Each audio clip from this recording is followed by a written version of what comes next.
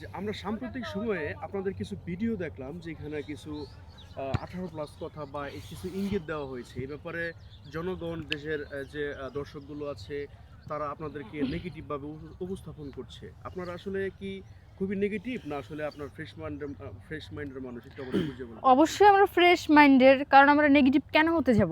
আমাদের চাইতে আপনি দেখবেন আশেপাশে, আপনি তাকায় দেখেন অনেক নেগেটিভ আছে, কিন্তু সেইগুলো তারা ঠিকই দেখতেছে, তারা মিলিয়ন মিলিয়ন ভিউ দিতেছে।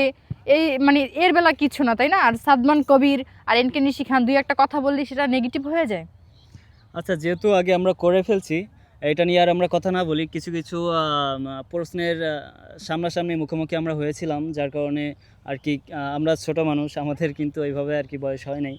তো কেমনে কি বলে ফেলছি বা কি করছি না করছি, আগে যা করছি আপনারা আমাদেরকে ক্ষমা সুন্দর দৃষ্টিতে দেখবেন।